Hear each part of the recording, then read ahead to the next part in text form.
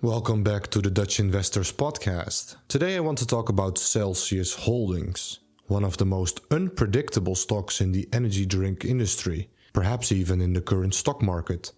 The stock is down 65% from its peak, but up almost 60% since February 12th. What is going on? What makes it a company that investors either love or hate?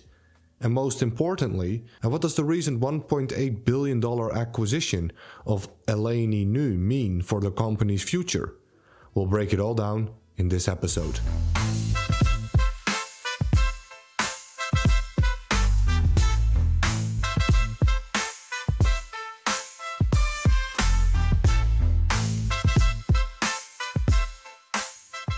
If you followed Celsius or read our fundamental analysis on the company, you've seen just how extreme its stock movements can be. In 2024, it skyrocketed to record highs only to drop 75% from its peak. Just recently, after announcing the acquisition, it jumped by 37% in a single day. So why does a company like Celsius behave the way it does?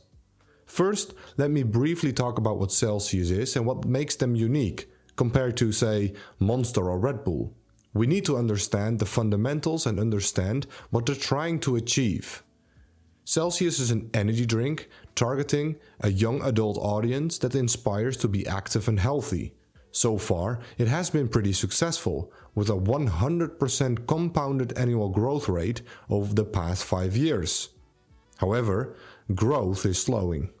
As a new energy drink brand, two things are crucial: getting on store shelves, which means distribution, and selling in stores, which means customer satisfaction, sales, and marketing. Lastly, counter-positioning. Celsius is clearly positioning itself as a counterpoint to Red Bull and Monster. While Red Bull and Monster embrace an extreme and perhaps even unhealthy image, Celsius goes for fresh, fit, and healthy. I think this is a smart move by Celsius because you don't beat established players by doing the same thing better.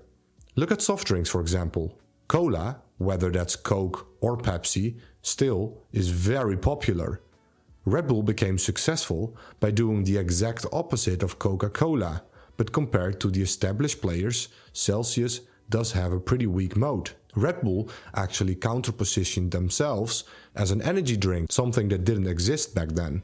When you compare Celsius to Monster and Red Bull, Celsius does appear to have a much weaker moat. In terms of distribution in the US, Celsius is in a strong position as long as their deal with Pepsi remains in place. So what makes Celsius such a volatile stock? I think it comes down to a few key reasons. Reason number one: high expectations versus reality. Investors love growth stories, but when numbers miss expectations, panic selling sets in. Reason number two: inventory issues. Pepsi, the main distributor for Celsius, has been reducing its inventory orders, which raised concerns for Celsius about slowing sales. Something you don't want if lots of growth is already priced in. Over 50% of Celsius revenue comes from Pepsi's distribution network. If Pepsi withdraws, Celsius will face a significant problem. Reason number three: it's a rich valuation. The stock has been priced for a lot of growth, so any sign of trouble leads to a sharp decline. The company has an $8 billion market cap with close to $1.4 billion in revenue. Their market cap used to be over $22 billion. For comparison, Monster Beverage has a market cap closer to $50 billion, but with 6 times more revenue and 12 times as much cash flow, investors are expecting Celsius to grow significantly to compensate for the rich valuation. Last but not least, reason number 4, competition.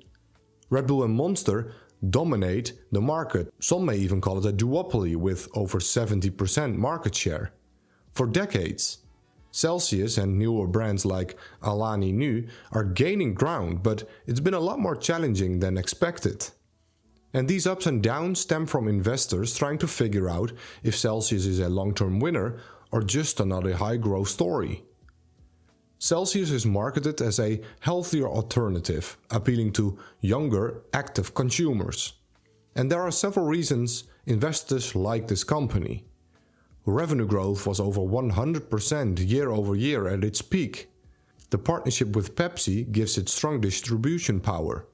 It caters to a fast-growing health-conscious market, and international expansion offers a lot of untapped potential. But other investors are more skeptical. Its competitive advantage is questionable. US sales are slowing down, so where will future growth come from? The stock has been very expensive compared to earnings, and the reliance on Pepsi is not only an opportunity, but also a risk. What happens if Pepsi shifts its focus elsewhere? The opinions on the company are divided.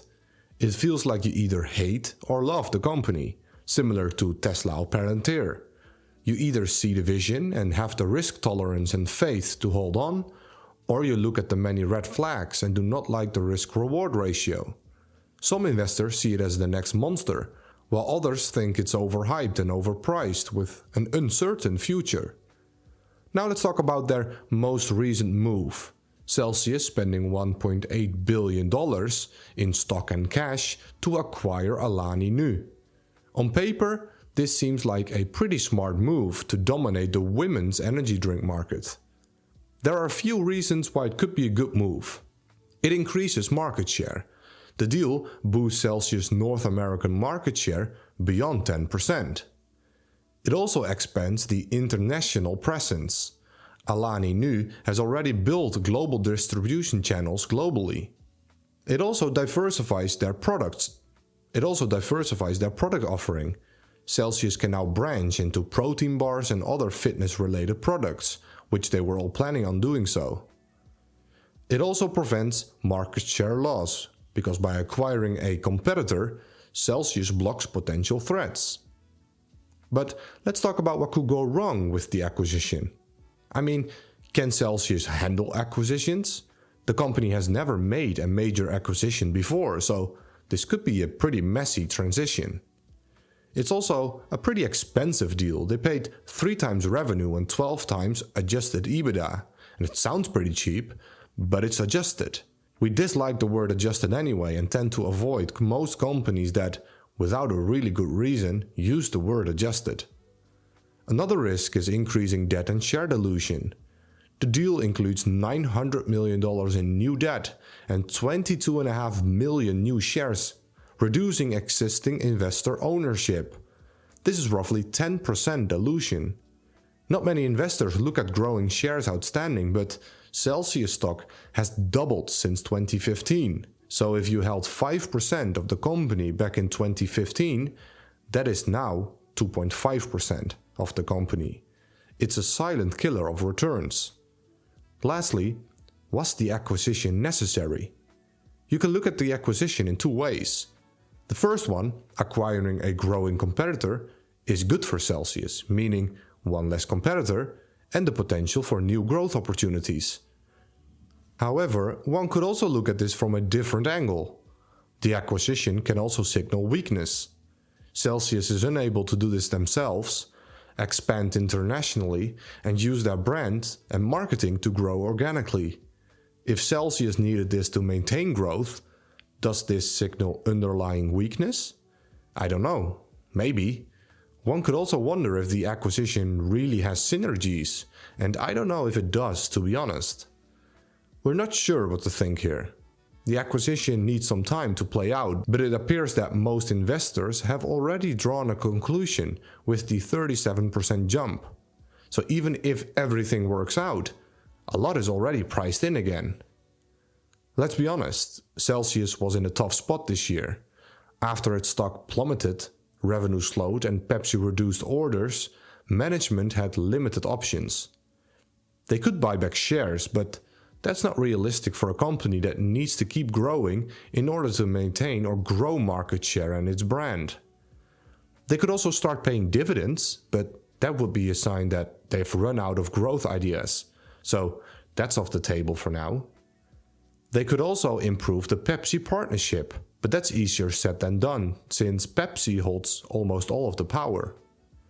Their last option, besides throwing all their money in marketing, was to make an acquisition.